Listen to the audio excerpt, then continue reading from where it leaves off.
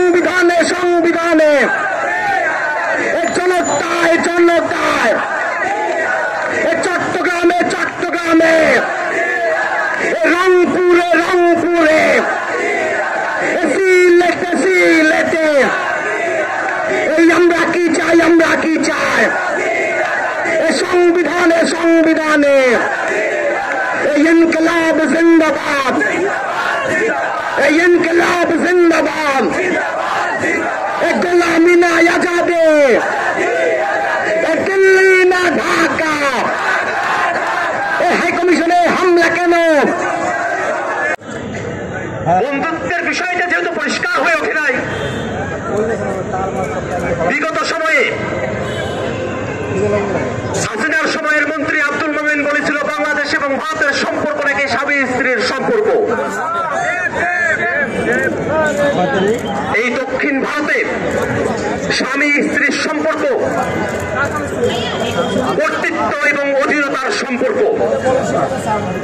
আব্দুল মোমেন তার কথার মধ্য দিয়ে ভারতকে কর্তৃত্বের জায়গায় এবং বাংলাদেশকে অধীনস্থের জায়গায় বুঝিয়েছিলেন। বাংলাদেশের মানুষ স্পষ্ট করে ঘোষণা করে বাংলাদেশ এবং ভারতের সম্পর্ক কোনোভাবেই স্বামী স্ত্রীর সম্পর্ক নয়। বাংলাদেশ এবং ভারতের সম্পর্ক যদি হতে হয় তা হবে ন্যায্যতার সম্পর্ক। বাংলাদেশের মানুষ আমাদের প্রতিবেশী এই দেশটির দ্বারা নানাবিধভাবে বঞ্চনার শিকার হয়ে আসছে। তিস্তার দিকে তাকিয়ে দেখেন, যমুনার দিকে তাকিয়ে দেখেন, এখন তো শীতকাল গিয়ে দেখেন প্রত্যেকটা নদী মরা, কোন নদীতেই কোনো পানি নেই, হাঁটু পানিও থাকে না। আমাদের নদীগুলো মরে গেছে, আমাদের আবাদি জমিগুলো শুকিয়ে গেছে, খরা নেমে এসেছে। যে ভারতের কারণে, যে ভারতের আধিপত্যবাদের কারণে, বাঁধের কারণে, সেই ভারত এই বাঁধ রেখে আমাদের সঙ্গে বন্ধুত্বের সম্পর্কের কথা বললে আমরা এটা বিশ্বাস করি না। বন্ধুগণ, বাংলাদেশ এবং ভারতের মধ্যে যে চুক্তিগুলো হয়েছে, কিছু কিছু বিষয় এমন, আদানির সাথে যেসব চুক্তি হয়েছে আপনারা দেখেছেন বিদ্যুৎ খাতে, বাংলাদেশ সেবা পাক আর না পাক ভারতকে টাকা দিয়েই যেতে হবে, এমন ধরনের চুক্তি হাসিনার মধ্য দিয়ে তারা করিয়ে দিয়েছে। এই কারণে হাসিনা এখানে ক্ষমতায় নাই, ভারত রাষ্ট্রের গাত্রদাহ জ্বলে উঠেছে।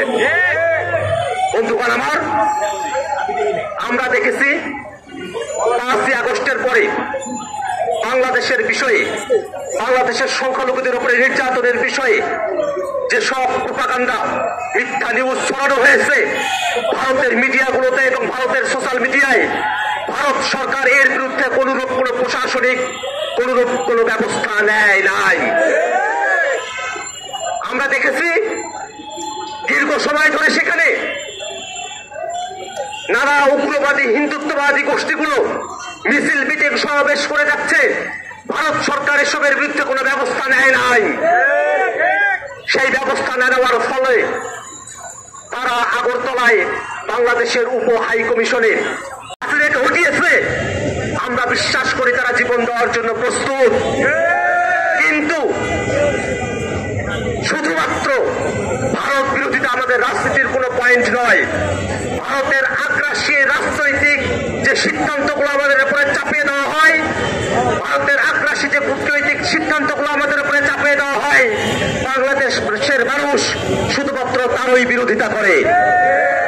আপনাদের কাছে আহ্বান রাখি, বাংলাদেশের আপামর মানুষ, ভারতের আপামর সাধারণ জনতা, তাদের সঙ্গে আমাদের কোনো বিরোধের জায়গা নেই। আমরা ভারতের মানুষের সাথে মানুষ হিসাবে সম্পর্কের জায়গায় থাকতে চাই, কিন্তু ভারতের মানুষকে প্রমাণ করতে হবে ভারতের মানুষেরাও সেখানকার উগ্রবাদী হিন্দুত্ববাদীদেরকে আশ্রয় প্রশ্রয় দেয় না। আমরা বাংলাদেশের মানুষের কাছে আহ্বান রাখবো, অনেক সময় অনেক চটকদার কর্মসূচি নিয়ে আপনাদের সামনে হাজির হওয়া হবে, ফাঁদে ফেলবার চেষ্টা করা হবে। এটা ভারতের গোয়েন্দা বাহিনীরাই এই কাজগুলো করিয়ে থাকতে পারে। আপনাদের কাছে আহ্বান থাকবে, বিভিন্ন সময়ে বাংলাদেশের মানুষ যে বিজ্ঞতার পরিচয় দিয়েছেন, যে কোনো ফাঁদের ব্যাপারে সতর্ক থাকবেন। আমাদের দাবি ন্যায্যতার দাবি, আমাদের দাবি মর্যাদার দাবি, আমাদের দাবি আমাদের বাংলাদেশিদের ভাগ্যের যে চাকা, সেই ভাগ্যের চাকা যেন উলম্ব থাকে, তার দাবি। বন্ধুগণ, আপনারা যারা আজকে এখানে উপস্থিত হয়েছেন, আপনারা সকলেই যে সাহসিকতা, যে বীরত্ব নিয়ে এখানে উপস্থিত হয়েছেন, সেই বীরত্বের উপরে বাংলাদেশকে ধারণ করে আপনারা চলবেন এই আশাবাদ ব্যক্ত রেখে আমি আমার সংক্ষিপ্ত বক্তব্য এখানেই শেষ করছি। ধন্যবাদ সকলকে।